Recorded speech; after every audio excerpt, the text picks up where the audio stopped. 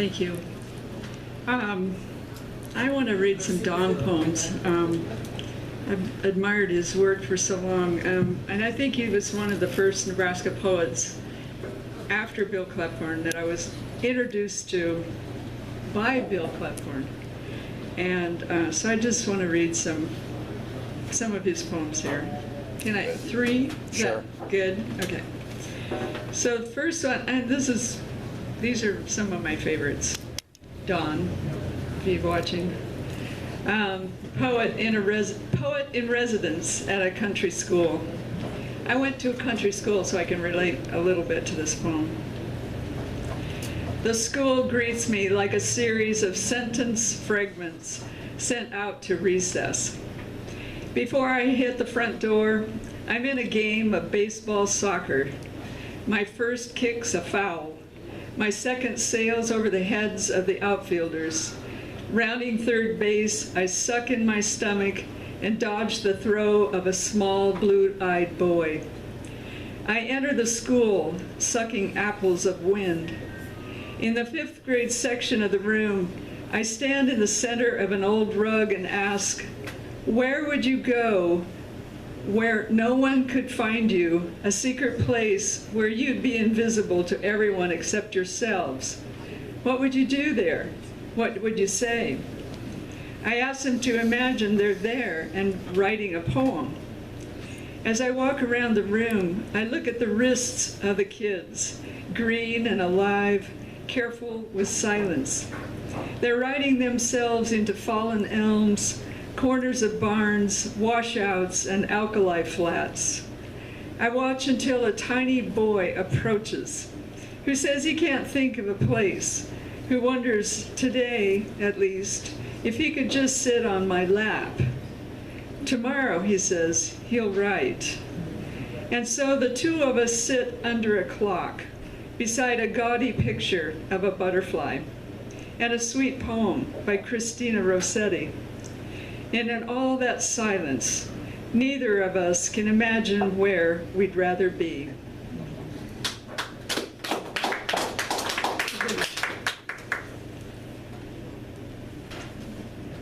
This one, I think, is just classic Don. All the ones I'm going to read are classic Don Welch. Is that redundant? Classic Don Welch? They're all classics. A little bit. I'm not projecting enough, I guess. Thank you. That'll work. Nebraska. And it's got like 3 or 4 parts. I'll just pause. Going west when the sun is going down, following the highways like light cords. If Nebraska were the name of a Russian woman, they could love her. There would be a certain large-boned beauty about her. Or she would be dressed in black and lace. Her waist would be small, and she would drag her long dress over a floor into a study lined with French books. She would be a pawn in a huge novel of war. As it is, she is a woman of spare beauty. Turning away from him so that the fine hollows of her back were toward the bed, she said, "Why do you do this to me? Why do you keep imagining me in other places and states? And why do you keep assuming our children are unhappy?" That's a good one. I don't know if I can end with this. Can I read 4 total? No, just 3. That's unreasonable. Okay, 4. Okay. Want me to throw him a beat? Talk me into it. Well, I want to end with my all-time favorite of his, but Oh, we okay. can't There's go no that wind in heaven. I'll read that one first. This is so Don. There's no wind in heaven. Every leaf, like every soul, never touches another. Each greens in its own resplendence. And there are no dead branches in heaven combing the air, no moans in the eaves, no whistling nor'westers in golden gutters. God, how will I miss the wind wherever I am. I think the dead might like a breath of it on the edge of their porcelain souls, or its strong palms slapped broadly against their rich complexions. Children love the wind. In the winter, they bundle up to let it in. There must be some place for the dead where children's voices color every extremity in winter, where their vigor makes mortal every branch, however bare. I've always thought the wind is the sky come down, but there is no sky in heaven.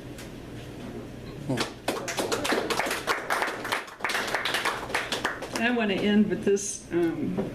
Every time I read this poem, I find something different in it, but it's the hawk. Some of you may know this poem. And when I'm reading it, I can hear Dawn's saying this poem. The hawk. Somewhere years from now, I hope I'm saying this to my sons. Why the hawk had hit the trap, I couldn't guess. In the face of it, it was pointless. But it had hit the trigger dead center with both feet, for a moment lifting that fatal weight before the blind torque of the trap had sprung. After that, its wings had clawed at the sand for hours. Its cries had gradually sunk back into its throat, although its beak, thrust defiantly at the stream, held on to its animal yellow. Then it had pulled everything in. For a moment, the hawk and only the hawk's turn. In that blind and beautiful light, trying to hold on, as the trap held on to what it was.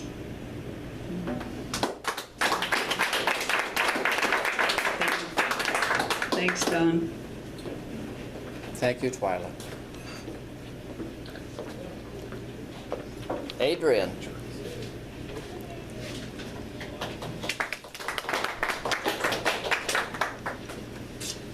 You did drive in from Omaha. We did drive in from Omaha. Well, Actually, thank you. Sharice and I were Lincolnites at one time, and we were driving up 45th Street. We said, "Oh, there's the roller skate museum. Oh, there's this, that." So it's kind of fun. I don't know Mr. Welch, I never met him, heard him read, but I'll hopefully have the pleasure of meeting him at some point. And the last poem I'm going to read is about the wind, actually. So, when we drive over the Platte River, also I have a great love of writing about Nebraska, which when I first came here I did not believe would be the case, but it turned out to be very much the case. Funny thing, huh? When we drive over the Platte River, it's a long way from home, from that stream we used to course barefoot, the one dug into town right below the Friends Field. What a sacrament it was that year, just between children and daylight. There was no bridge, but there were stones. We could leap on them, sunslight making half moons of its own light on those few grasses that tried to build their living in the mud. No reluctant stream, but still not a place for books or shoes. One for joy, the kind that comes from speaking in the words of that middle speech. Not that we couldn't worry or didn't, but that our sleeves weren't filled with time's notices that all come soon enough. It's nice driving this bridge, not judging.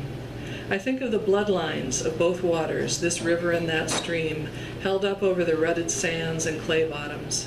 I like to think of a body's feet pivoting down into them, puffs of mud water circling like clouds of brown milk. And it's not ever home, we discover, but it's an entry where we begin to speak again.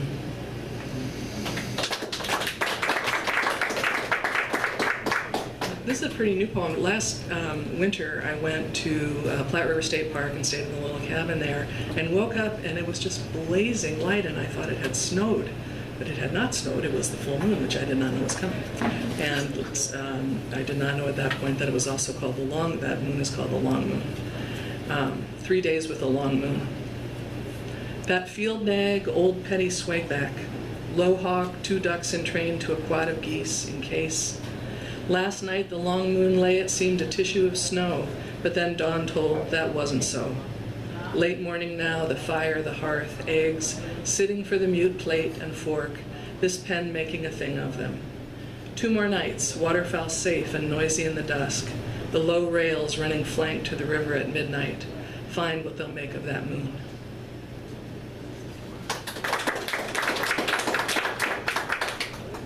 And this is an older poem. It's called Down in Lincoln.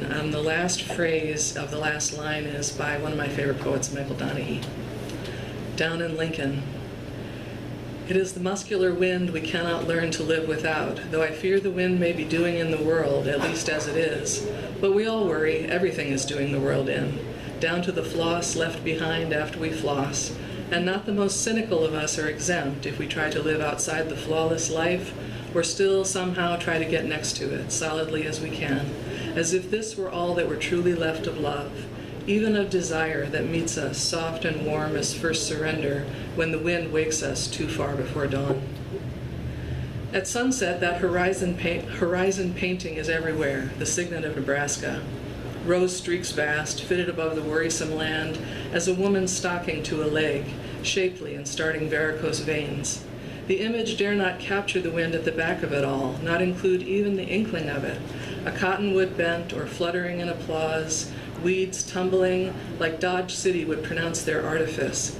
And God knows we know what's true and what false, as the cloud walls that gather like God every afternoon birth embarrassments of sunlight the artist himself would spurn to essay on canvas. No, the wind says, I of anything, not dear to you, not worth remembering once blown out. In the world you were content to use me while I lasted, until you found a way to wake without me, until you rose and stood in this unearthly dark and found the stars and steered by them. Thanks. Thank you. And now we have Ed Stevens from Kearney, Nebraska. Woo! You might want to do something else while I get up there. There's not much else to do. Juggle? Juggle. We can juggle. Perfect height, thank you. Rex and I were talking earlier, and it's my position that if you like poetry, like most of us do, then you could have done no better than to be in Lincoln during the late 50s and early 60s. Names like Shapiro, Kuser, and Cliff Korn, and later Kuzma, and of course Don Welsh. I had the great good fortune to know Don for the last several years. Everybody knows Don's a wonderful poet. What you may not know is he's an even better teacher. I contend that he can't stop teaching. It's natural to him. He just does it. And 2 or 3 years ago, through a whole series of university politics that I don't begin to understand, we lost the Reynolds chair out there, the person who occupied the Reynolds chair, which Don had held for, what, I think 10 years, Dwayne, something like that. This person went away and they had nobody in the Reynolds chair, and so Don stepped out of retirement and taught the course in poetry, and I had the great good fortune to audit that class. So I got to sit in the last class that Don has taught, at least up to this point. He may teach more. I don't know. Anyway, Don is a wonderful fellow, and I want to read just 2 or 3 of his poems. I listened to Dwayne and him read out in Kearney a few weeks ago, and Dwayne talked about how he writes short poetry. And anything Don writes is really good, but I think his short poetry is just absolutely superb. So the things I'm going to read will be short. This is from his, I think, his first published collection called Dead Horse Table.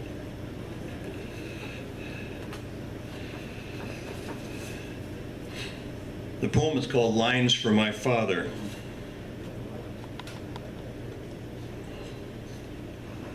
I love you, old man, in your time.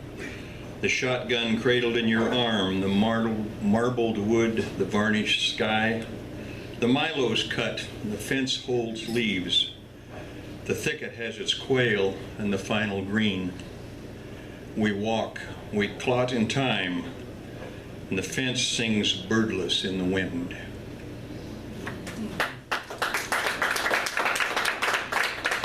Another thing that some people may not know about Don was as a young man, he was a distance runner, and a darn good one. He won a lot of races in his time.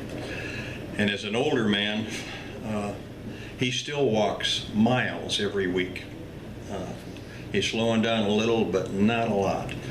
And a few years ago, Don spent 2 or 3 years after his retirement doing nothing but walking around Kearney, especially up and down the alleys, and especially in the southern and southeastern corners of the town, which Kearney doesn't really have a bad area, but it's probably worse there than it is in the rest of the areas. And out of those walks came 2 books, one called The Alley Poems and one called Gutter Flowers. 2 of my favorite works. I'd like to read a short poem out of each of those. This is my second favorite Don Welch poem. It's called At Luann's Speed Wash. A homeless man has just put 4 quarters into a speed washer and is humming an old jukebox song. If Don were reading this poem, he'd sing the next lines, but I won't. It's only a paper moon sailing over a cardboard sea, but it wouldn't be make-believe if you believe in me. And all 250 pounds of Luann are dancing, the gray flesh of her upper arms like dolphins leaping in a sleeveless sea. While the ice in the corners of the windows slips across the windows' tongues, the old man dancing before his speed queen hums. Isn't that great?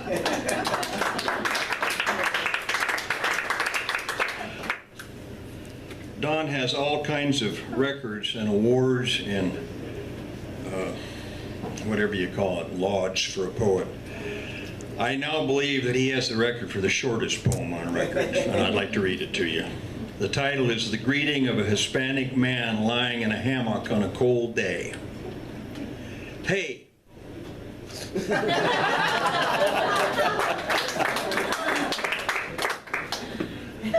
Only Don could get away with that, you know. The title is way too long. Don read out of the great famous Kearney Platte River archway thingy whiz that goes over the interstate out there a few years ago when this book was new. This is called When Memory Gives Dust a Face, and I heard him read this poem, and it became and remains my favorite Don Welch poem, and I'd like to read it to you. It's the title poem from this book, When Memory Gives Dust a Face. Don and I have a connection that goes back to Custer County. We're both old Custer County boys. You know, I lived a little farther out in the weeds than he did, but he can write Custer County and the prairies and the edge of the sandhills about as well as it can be done. He lived with his grandmother as a young boy in a little town called Berwyn, which is between Ansley and Broken Bow. Or not in town, but out away from that. And this poem comes from that experience, that part of his life. When memory gives dust a face. When dust like flour sifted the road and weeds were skeletal corsages. When horses broke their hooves unshod with careless grass their only forage. She sang high songs and we listened as we walked to town. No voice was more enriched by pain. Her tongue cleaved to love to make it new. In loss, the dust assumed her songs, and clods assumed they had been sung to. Thank you.